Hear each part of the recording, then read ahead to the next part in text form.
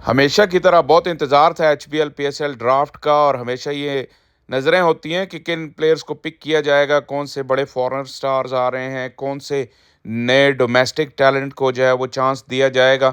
तो हस्बे तवक्को बहुत ही जानदार इवेंट था और काफ़ी सरप्राइज़ेज़ और ज़बरदस्त न्यूज़ हमें देखने को मिली। हमेशा ये होता है कि जब टीमों की कॉम्पोजिशन बनती है, तो उसमें काफ़ी आपको सरप्राइज़ेज़ मिलते हैं। मैं तमाम ही टीमों के बारे में वन बाय वन अलहदा से भी व्लॉग करूँगा, लेकिन फ़िलहाल क्योंकि ये इवेंट बिल्कुल अभी-अभी हुआ है, तो जो कुछ चीज़ा-चीज़ा चीज़ें उस पर फ़ौरन नज़र डालते हैं।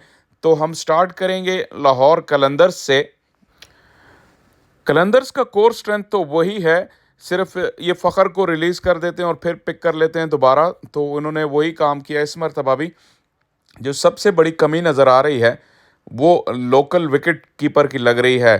क्योंकि अगर आप इनके 4 फ़ॉरेन प्लेयर्स देखें जो खेलते हैं अवेलेबिलिटी होने पे, उनमें राशिद हैं, वीज़ा हैं, सिकंदर रज़ा हैं और वैन डूसन टॉप ऑर्डर में खेलेंगे, तो फिर इनके पास कीपर की जगह बचती नहीं। शाय होप इन्होंने रखे तो हैं वेस्ट इंडियन, लेकिन अगर फ़ॉरेन 4 प्लेयर्स इनके जो मैंने ऊपर गिनवाए ये खेलेंगे, तो फिर कीपर की ज़रूरत इन्हें पड़ेगी और शायद ये साहबज़ादा फ़रहान से कीपिंग करवाएँगे जो कि रेगुलर विकेट कीपर नहीं हैं। और जिस तरह की इनकी बॉलिंग लाइनअप है, ख़ास तौर पे शाहीन और राशिद वग़ैरह को, तो अच्छे कीपर की ज़रूरत महसूस होगी। तो ये एक कमी इनिशियली इनकी टीम में लग रही है। बात करें अगर मुल्तान सुल्तान की, तो यहाँ भी इनको इशू आ रहा है कि इनके 8 बैटर्स पिक हुए हैं अभी तक ड्राफ्ट में और 8 में से 5 ओपनर्स हैं। आप अगर देखें तो रिजवान, रीज़ा हैंड्रिक्स, यासिर, उस्मान और डेविड मिलान, ये इस तरह इनके पास 5 ओपनर्स हैं। इससे भी उनको कॉम्बिनेशन बनाने में मसला होगा और बाकी टीमों की तरह एक मसला ये भी होगा कि आप अपने कौन से 4 जो फॉरेन प्लेयर्स हैं उनको प्लेइंग 11 में रखते हैं, क्योंकि 4 ही मैक्सिमम खिला सकते हैं। तो यहाँ भी थोड़ा ट्रिकी हो। अगर पेशावर ज़ल्मे की बात करें तो यहाँ भी ओपनर्स की भरमार है। Babar, Saim, Haris, Tom Kohler Cadmore और उसके अलावा हसीब, ये 5 ओपनर्स हैं। यहाँ भी मिडल ऑर्डर थिन है इनका। तो ये टीमों को स्ट्रगल होगी कॉम्बिनेशन बनाने में। और जैसा मैंने कहा कि अवेलेबिलिटी का इशू तो बाद में आएगा, लेकिन on the face of it ऐसा लग रहा है कि टॉप हैवी हैं टीमें और वो जो मिडल ऑर्डर में एक्सप्लोसिव प्लेयर्स हैं उनकी तादाद कम है। हालांकि इन्होंने आसिफ अली को उठाया है जो कि अच्छी पिक साबित हो सकते हैं। शेफेन, रदरफोर्ड, इनके पास एक और मिडल ऑर्डर के बैटर हैं जो कि अच्छे एक्सप्लोसिव फिनिशर हैं। रॉफमन पावल इनके पास पहले से हैं। तो टॉप 5 मेरा ख्याल इनको सॉर्ट आउट करने की ज़रूरत है, क्योंकि 6 और 7 बल्कि कहना चाहिए कि टॉप 4 इनको सॉर्ट आउट करने की ज़रूरत है, क्योंकि 5, 6, 7 पे तो इनके पास एक्सप्लोसिव पावर है।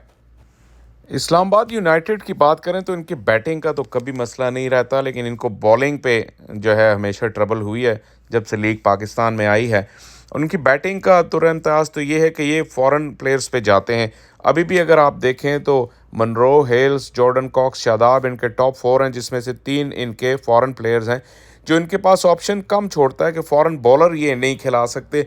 इस मौजूदा टीम में अगर देखा जाए कि टिमाल मिल्स अगर फिट होते हैं तो वो इनके चौथे ओवरसीज़ प्लेयर बन जाएंगे। इसका मतलब ये हुआ कि बॉलिंग के लिए उन्हें लोकल रिसोर्सेज पे रिलाय करना पड़ेगा। इस मरतबा इनके पास नसीम शाह, हुनैन शाह हैं। इंटरेस्टिंगली तीनों भाइयों को इन्होंने पिक किया, लेकिन मेरा नहीं ख्याल कि 3 खेलेंगे एक ही 11 में, लेकिन नसीम और हुनैन के होते हुए इनके पास ये ऑप्शन है। इसके अलावा इमाद वसीम एक अच्छा एडिशन है। ज़ाहिर है कि वो टॉप 6 में बैटिंग भी करेंगे और एक बॉलिंग ऑप्शन भी इनको मिल जाएगा। तो ओवरऑल इस्लामाबाद की ये टीम कदरे बैलेंस लग रही है पिछले सालों की निस्बत। बात करें कराची किंग्स की, तो ये एक न्यू लुक साइड लग रही है। कोच इनके आगे हैं फिल सिमंस।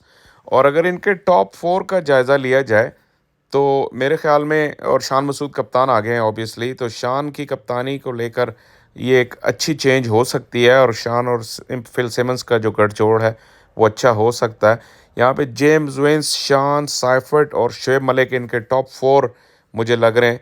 और कारण पोलार्ड इसमें एक ऐसे इनके फॉरेन प्लेयर हैं जिनके आने से एक ऑलराउंड एबिलिटी इनको आ जाएगी। इनके चौथे जो फॉरेन प्लेयर वो तबरेज़ शमसी हैं। इस तरह इनकी प्लेइंग 11 में अवेलेबिलिटी पे डिपेंड करते हुए ये 4 फॉरेन प्लेयर्स आते हैं।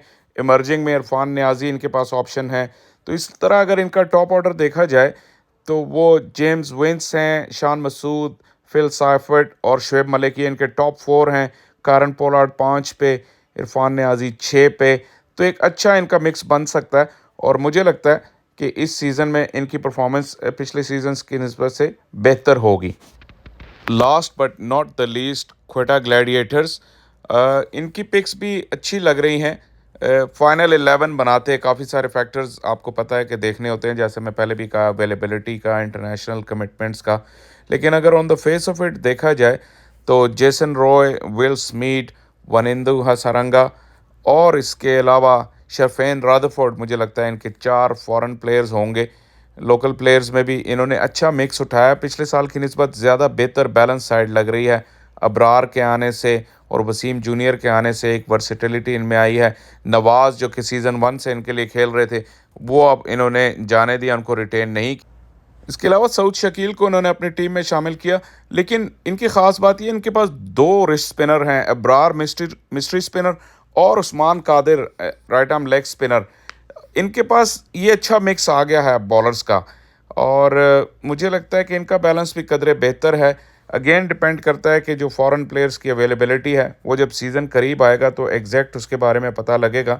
लेकिन एक अच्छी 11 बना सकते हैं। यहाँ पे इनके पास एक डोमेस्टिक से उन्होंने विकेट कीपर बैटर उठाया है जो कि इनके टॉप ऑर्डर में फिट होता है, लेकिन ज़ाहिर है कि इन्होंने सरफराज के साथ परसिस्ट करना है, जिनका रोल इस साल कैप्टन और मेंटोर का भी है। तो वो इंटरेस्टिंग होगा कि उनको कोई अपॉर्चुनिटी मिलती है या नहीं, क्योंकि सरफराज की का रोल जो है बहुत लिमिटेड है। वो एक ख़ास पोजीशन के अलावा टीम में एडजस्ट हो नहीं सकते, लेकिन क्योंकि वो कप्तान है और इसी वजह से क्वेटा को पिछले सालों में नुकसान भी हुआ है कहीं ना कहीं। बहरहाल ये एक मुख्तसर रिव्यू था तमाम टीमों का, हर टीम की कॉम्बिनेशन, अवेलेबिलिटी और जो इनके बेस्ट कॉम्बिनेशंस हैं उस पर ज़्यादा डिटेल से बात करूंगा आने वाले वीलॉग्स में। उसके लिए आप देखते रहिए ये चैनल। फ़िलहाल के लिए जो एक्साइटमेंट का एक लेवल है वो सेट हो गया है और we can't wait for another season of HPL PSL।